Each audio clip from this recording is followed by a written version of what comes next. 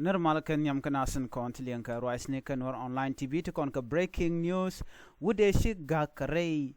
wish kana sir would in la general SSPDF kan aros ne ke te shi rodien gagre wulitka chalado kan entam chirenyal che nyure we kana sir ka we yara du ka shan nei tato te sha gagre torbiel ne ka gwase dan chi koryo to ka je ka konin dang jok tu ka ngwan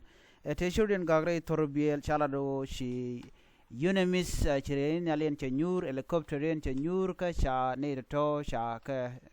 jejen tamelo nang kere which ka malakal ka ba ko nang re which ka juba bajele dan gorno bana nywa ke ngum shi te di mo ki ngum shi tuogo ka sha wude me cha je kamrar law tame jele lor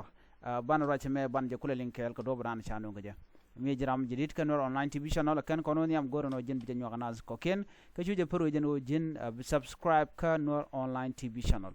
ban ler me ban je link ka do andan en chajen no gaja ke che chup ka je gwasme ngai konan gwa o ler mo gor kon dialo de kono link ka do bran en chajen no gaja ka jen ler me batur ka baga nyo ga kel tur nut ka men cha jako dong bete ka lwar michigan warnak re week nasir ka cha je palwe ka do bran cha palwe ga je gwaye chana je lingan ler ndan en leror gwasme rojan shalat gwasme shalat no shawud en chirora gagre wulidda kire torbiel inshallah nya gurgur wud me la major general majur dak me chiro da gagre torbiel kire nya gurgura kire wulida ka nasir gwade dane shi korje to jere we ka nasir chala do chi UN chawre we ka nasir ke unimis alaji unimis chawre we ka nasir ka chigen gude me mishal ke general majur dak kana bodyguard nike cha ka kamrare torbiel lantama ka cha ka kamne de konti laji unimis lo nang kare we ka juba ngai kondi alano ken chigete ke nindi shop ka diok to ka ngwan tele ka kwen tele ka piu sham kan ke chawu pide long gwaze dane sha ka latin ke gwade shiro gaktin me sha wu cha ja ke jejen bor we yara du me cha ja ke antam chala do shi unimis helicopter jen che nyure wujin winami ka she wudo mo kana bode gane ka dangwal kel chala do sha ka nang karen yal ko do badana chalat ke je ashimnen yen mo ko turne me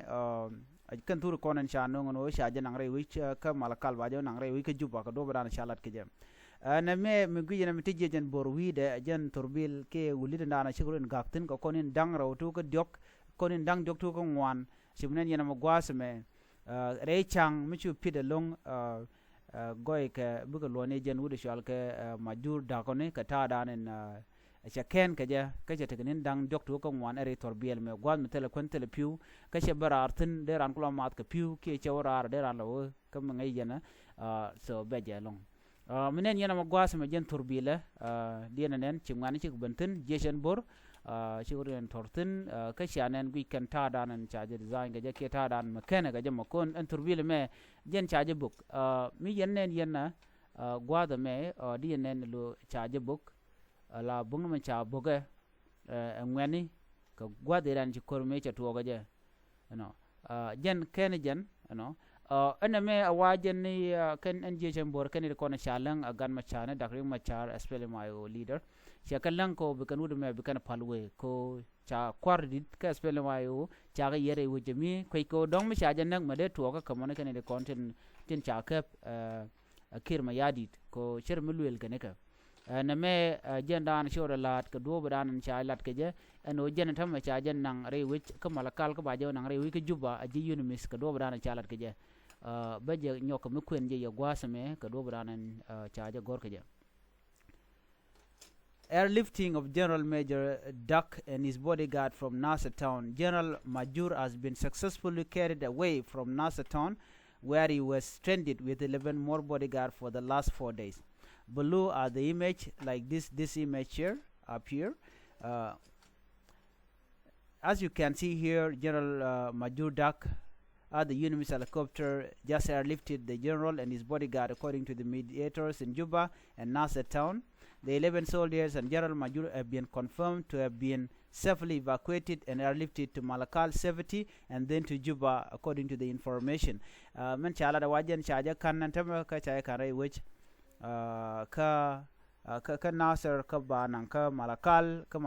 ba ko je kulo nan rai ka Juba. So na me jala dana chanon kon ka do badanen wachi jejen bor kwarian kan ramdala commissioner which ka Nasser ichika mat ko baramo ba janang ka chika mat baka dakri ma chaten ko baramo ba janang wa do badanang jegaja e gor ka jen wo nyot ga kumen wo lanetin content che yen point kuma dera kalon jen danen latkeno ngai kondi ala no wude me telan werba pelrun gwada dana we longten chi ka jen me ngada jagwa ramishi kan tu rup kano men la wele de run la be jelong no jeno bi anga jeno misha lenchet ke misha we ngada jeno triek meditaten no nyok widuna shite dung ka shit ko dong shi pin choko go na metal mal breten gonte arun mishi na ka chaja wochi nang ye chi mal na mo tel no option tel no alternative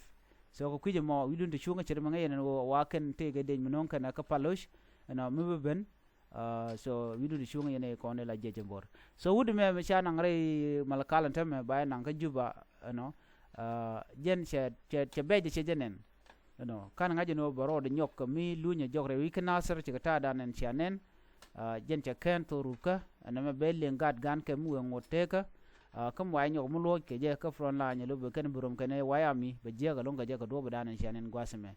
so ci jejen bor ci successfully ci kan we yara diu ci kan dak tele jej milel ngoro gwadama deni ko ken konen washari awdo ci wo gwad mu kayke du no ne de konen ngayo ananga renyal kane welkel ka jen ramadan chalke majur dakone ramadan la jarol andana kuna ala nakre we kan asir ka kor gwan be run welkel ke run waro te nagan were ke ja anyway jen dana chanu kon me mitem sure the nyokten be nyok munong ye but for now as we speaking jen chaja lifted cha na Malakal ko do bana chalat ke jam na me chilo jejen bor tan chetet